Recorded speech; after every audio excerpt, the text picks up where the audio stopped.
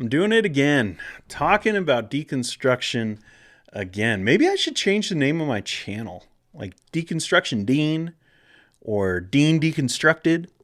That kind of sounds like a Disney show, so probably shouldn't do that one. But welcome back to the channel. Today we are talking about deconstruction once again. Why? Well, because a famous pastor had some things to say in his most recent sermon, and a lot of people watched it and were pretty upset. And I think that they have a lot of good reason for being upset. And so I wanted to just go through this thing a little bit. It's a very short clip, so let's look at this thing. This is Matt Chandler. If you're not familiar with him, he is the pastor of the Village Church. Used to be a huge multi-site church. Now it has kind of spun off, but a lot of people know who he is. If you don't know who he is, he's an evangelical bigwig, and so this is what he had to say in his most recent sermon. Let's look at this. You and I are in a day and age where deconstruction and the turning away from and leaving the faith has become some sort of sexy thing to do. I contend that if you ever experience the grace and mercy of Jesus Christ, actually, that's really impossible to deconstruct from. But if all you ever understand Christianity to be is a moral code, then I totally get it. Okay, so maybe you watch that and you're just like, I don't see it. So let me explain to you some of the reasons why people were upset. First, he equated deconstruction with leaving, and he even says abandoning the faith. That is not what deconstruction means. Now, since this clip, he actually had an Instagram post where he was talking about basically giving excuses for why he said deconstruction in the way that he did. Basically, he's doing the same thing that a lot of evangelical leaders are doing and saying, well, deconstruction means this because the French philosopher Derrida came up with it, and he said this about it. The problem with that is that nobody is really talking about Derrida. Like the average person, if deconstruction is so sexy, and we'll get to that in a second, but if it's so alluring that all these people are deconstructing, then what you're saying is that everyone is talking about Derrida. Nobody's talking about Derrida.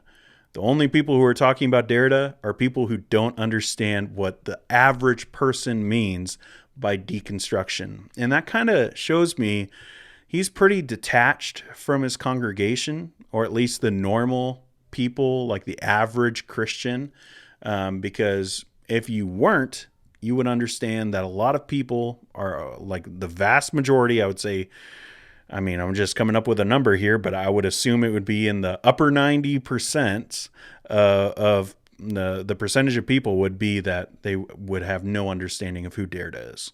Nothing. They would have never heard of him. And that doesn't mean that they aren't necessarily using the things that he established, those principles.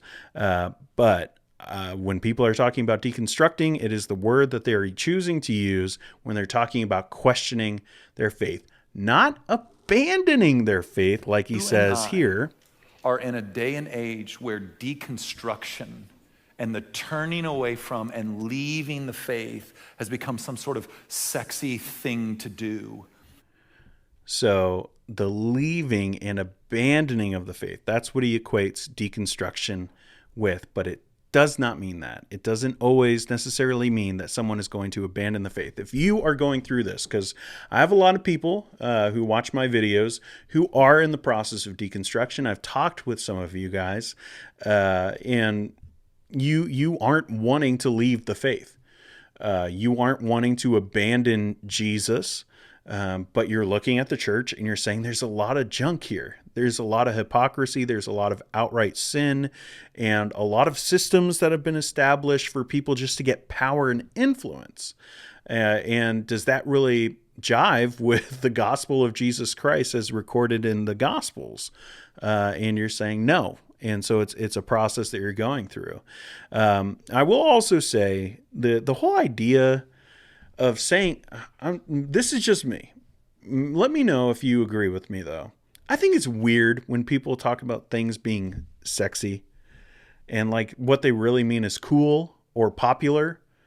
I've always been just kind of weirded out. I've heard it so many times, and oddly enough, like the most times that I hear someone being like, "Oh yeah, it's so sexy right now," is usually behind the pulpit.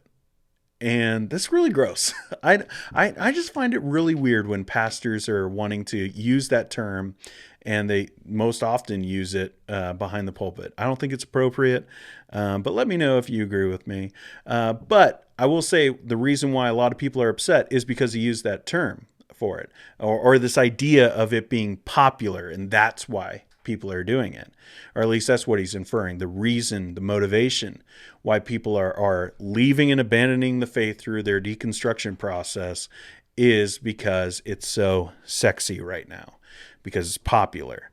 That again tells me he's detached from his congregation, from the average person in the congregation, because if he was, he would know. And if he's walking with people who are in that process, maybe they wouldn't use the term deconstruction, but they're doubting their faith. They're having a crisis of faith, those kinds of things. It's painful. It's extremely painful. I don't think anyone actually wants to go through that. Because you have to reevaluate how you see the entire world. Like the lens that you use to view the world completely has to be shifted. So I don't think anyone's going through the deconstruction process because they like look at someone else and they're like, oh, he's cool, or it's sexy to do this right now, and so I'm gonna follow after. I don't think anyone's doing that. Like, it makes you question the entire worldview that you have. And also, it might lead to severed relationships. You know, if you start questioning things, maybe your family is really upset about that. You know, maybe you're questioning the way that you were brought up. Well, that leads to mom and dad, right? And you're questioning them and what they were, instilling in you at a young age. Well, your relationship with your mom and dad probably isn't going to be better because of it, right? Like you're risking a lot. It is not a sexy thing. But let's keep on going and look at how he finishes this up.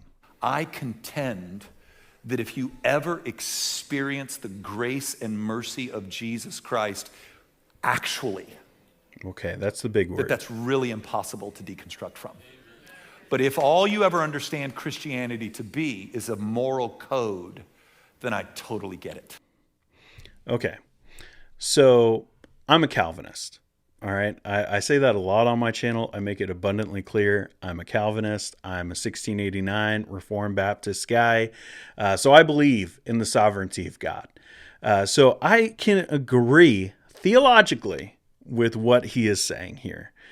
Because he's saying that if you are actually saved, that if you are believing in the gospel and, you know, you are the elect, that you are actually saved, then you cannot deconstruct. If he's using that phrase once again to talk about deconstruct as a complete abandoning of the faith, not a reevaluation. That's what most people use the term for, to kind of take your faith apart, reevaluate it, look at it in its historical perspective, look at how your faith fits into your church and your church into North American Christianity and North American Christianity into the broader story of Christianity, all of that.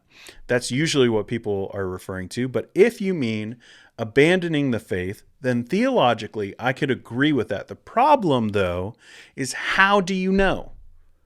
How do you know, right? Like, this is the classic problem with Calvinism. It was Charles Spurgeon who said that if the elect had yellow stripes on their backs, I'd go around lifting shirts. But since he has not, since God has not chosen to do that, I will preach to whosoever will hear.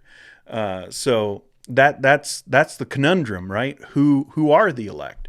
The fact is that we can't know. We don't know. and we don't know for ourselves. We can trust in Christ and we can have assurance. I'm not saying we can't be assured of our salvation, but this idea of actually experience the grace and mercy of Jesus Christ. Well, how do you know, Matt? How do you know if you've actually experienced it? Is there a feeling? What does that feel like? What does it look like to actually experience that? The fact of the matter is that we don't know. That we can't have like this stamp of approval and certainty like that. So while theologically I could agree with it, I don't think that it's a very pastoral thing to say to people who are suffering and saying, well, if you're really saved, you're not going to leave the faith. Well, we know of people who have said that they were saved, and who knows when they were actually saved, but they go away for a time and then they come back. I mean, even Mark, Paul and Barnabas have a fight over Mark, and he leaves them and then he comes back. So we don't know who that is going to be. We don't know if that's us. So it's not a very loving, comforting thing to someone who's going through the painful experience of doubting their faith, or using that term of going through deconstruction. It's not a good thing to just be like, well, God is sovereign. So if you're really saved, you're going to end up being saved. I mean, theologically, yes. From God's perspective, yes. But we can only experience our perspective. We can only see what we see here. So I don't know. I will also say, in how he goes about kind of justifying himself, and then he, I guess, is going off into the woods. Basically, just don't comment on my stuff is basically how he ends it. But, this idea of what he says of, I'm referring to Derrida and deconstruction. Well, I mean, that's not what he says at the end of this clip.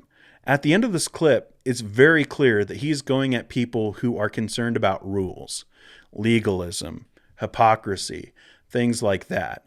And that's who he looks at. And even if you look at this, he looks right into the camera when he says that. Look, just watch. But if all you ever understand Christianity to be is a moral code. I mean, he's basically talking to you. He's talking to the internet. Like, I'm sure that he has people in his congregation who aren't there, and so he's doing that as well.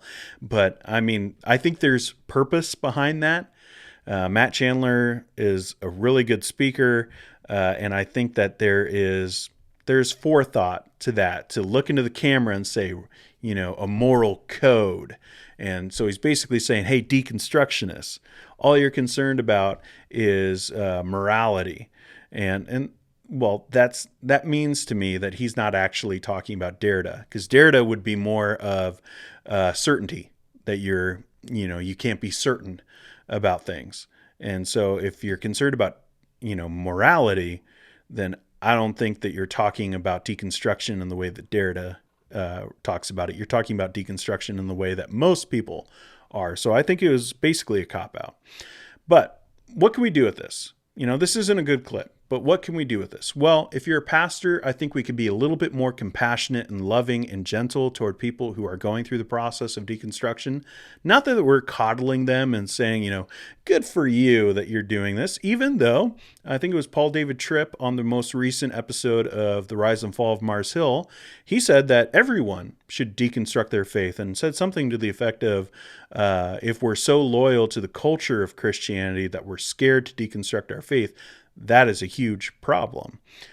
So I think that there is some value in deconstructing the culture surrounding North American Christianity specifically. But, we don't need to coddle these people, but we can be kind and compassionate. And we don't need to show, this like fierceness, like Heisman move toward these people and saying, that you're wrong because of all this. Let God do that. We speak the truth, and let God be the one who moves in their heart. And sometimes God uses a gentle spirit in order to do that. A kind, compassionate person who is walking alongside of them rather than berating them from a stage. And so I think we need to be careful about that. And if you're going through this process of deconstruction, I'm going to say the same thing that I've said in multiple videos here on this channel about deconstruction, and that is look to Jesus. You don't need to look to Matt Chandler. You don't need to look even to me. Don't look at churches. Look at Jesus. Go to the Gospels. Look at how compelling Jesus is. Look how loving he is, how compassionate he is, how gentle and humble he is. He is the faith that we build our lives upon. He is who we believe in, not Matt Chandler, not Dean Lentini, not, some church. It is Jesus that we follow. And so while we might be able to deconstruct things that are happening in the culture, let's make sure that we really understand who Jesus is and follow after him because, I think he was real. I think that he is more real than a lot of things that we see in this world. And so let's look to him, not to these other things. Just some thoughts for you today. I'll see you in the next video.